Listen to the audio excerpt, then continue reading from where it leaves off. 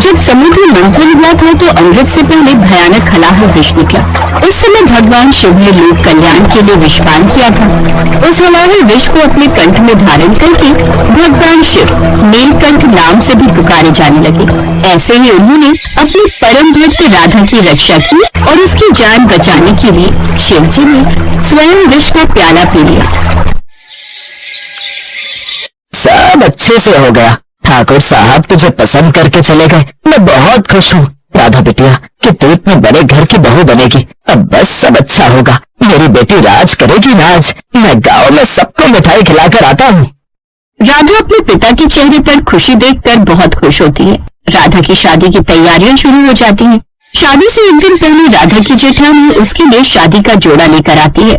राधा, वैसे बात करूं, तुम्हारे तो भाग्य खुल गए। हमारे घर की बहू जो बनने जा रही हो तुम, अब अमीरों के जैसे रहना सीख लो। तुम्हारे लिए खास दुकान से माँ जी ने ये शादी का जोड़ा मंगवाया है। सोने की कढ़ाई जड़ी है लहंगे पर। मेरी देवरानी सोने के लहंगे में सजेगी।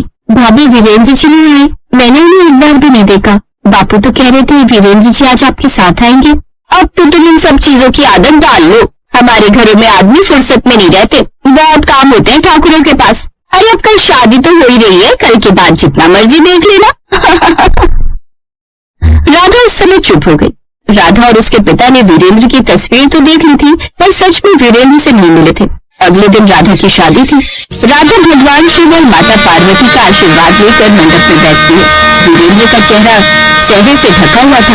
राधा और वीरेंद्र की शादी संपन्न हुई और शादी के बाद राधा अपने ससुराल पहुंची। रात के समय राधा जब अपने कमरे में गई तो उसे वीरेंद्र का असली चेहरा पता चला।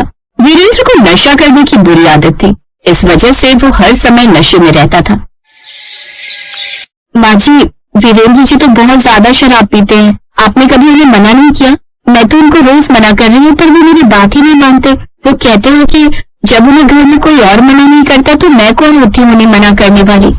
ठीक ही तो कह रहा है मेरा बेटा। हमारे घर में औरतों को बोलने की इजाजत नहीं है, इसलिए तुम भी वीरेंद्र को कुछ मत कहा करो। अगर किसी दिन गुस्सा आ गया तो तुम्हें इस घर से निकाल कर फेंक देगा, समझी? जाओ और जाकर अब अपना काम करो।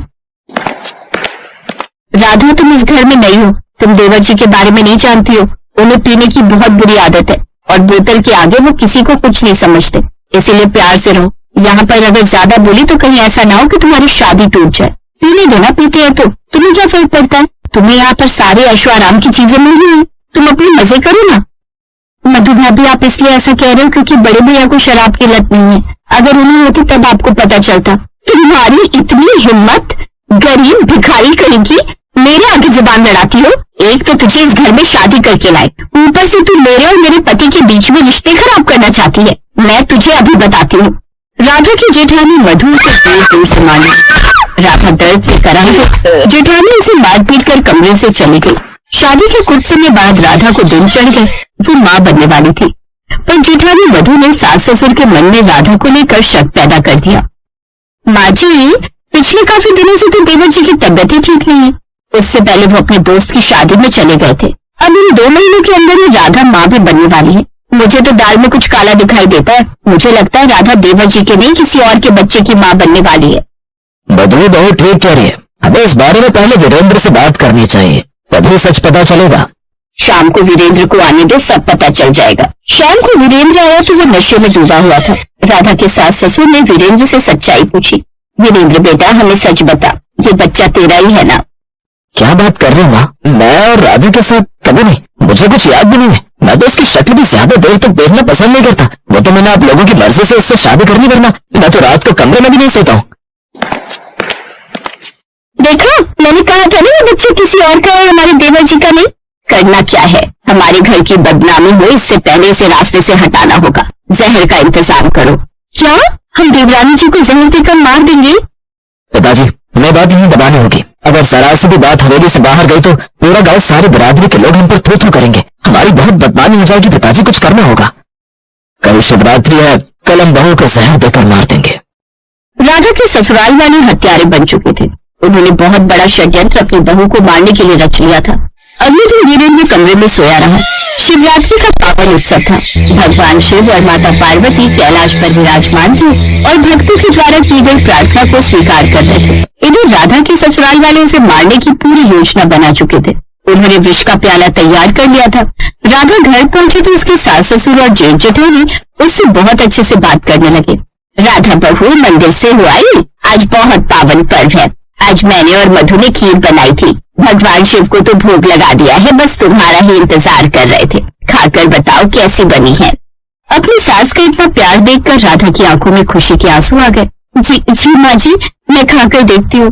ये तो भगवान शिव का प्रसाद है, ये तो मैं जरूर खाऊंगी। भगवान शिव सब देख रहे थे। उन्होंने राधा की खीर को स्वयं ग्रहण किया और सारी विष की खीर अपने कंठ में रोकी। राधा पर विष का कोई असर नहीं हुआ।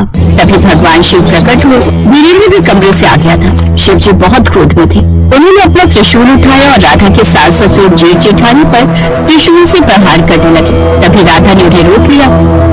आपकी जय हो शिव शंकर। आज शिवरात्रि के महापर्व पर आपके दर्शन करके मैं धन्य हो गई। मेरा परिवार धन्य हो गया। पर आप इतने क्रोधित क्यों हुए प्रभु? तुमने जो खीर खाई राधा, उसमें विष मिला हुआ था। आज एक बार फिर अपने भक्त की रक्षा के लिए मैंने विष का प्याला पिया है। मैं इन सबको दंड देकर रहूंगा। आज ये मेरे हाथों से नहीं बचेंगे। तुम सबने मेरी भक्त के चरित्र पर शक किया।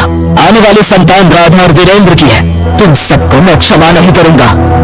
नहीं भोलेनाथ, ये मेरा परिवार है। माता पिता, बड़े भैया भाभी सब मेरे अपने हैं। इन्हें आप कुछ मत कहो। मैं इन सब की तरफ से आपसे क्षमा मांगती हूँ। इन्हें छोड़ दीजिए प्रभु। राधा के ससुराल वाले देखते हैं कि जिस बहू को वो जान से मारना चाहते थे, आज वही उनकी जान बचा रही है। सब भगवान शिव से क्षमा मांगते हैं। शिव शंकर, मुझे भी क्षमा कर दो। मैं अब कभी भी बुरी संगत में नहीं पड़ूंगा। मैं अपना स्वभाव बदल दूंगा। मेरे परिवार को क्षमा कर दीजिए प्रभु। आज तो मैं तुम सबको क्षमा कर रहा हूँ, पर आज के बाद मेरी भक्त राधा पर कोई संकट नहीं आना चाहिए, अन्यथा मैं किसी को क्षमा नहीं करूंगा। सदा खुश रहो राधा। मेरा आशीर्वाद सदैव तुम्हारे साथ है। इसके पश्चात भगवान शिव अंतर ध्यान हुए। उनके आशीर्वाद से राधा का जीवन खुशियों से भर गया। इस प्रकार की रोचक कहानियों को सुनने के लिए हमारे इस चैनल को लाइक, शेयर और सब्सक्राइब करें और हाँ, बेल आइकन जरूर दबाएं ताकि रोचक कहानियों का नोटिफिकेशन सबसे पहले आप तक पहुँचे। नमस्कार।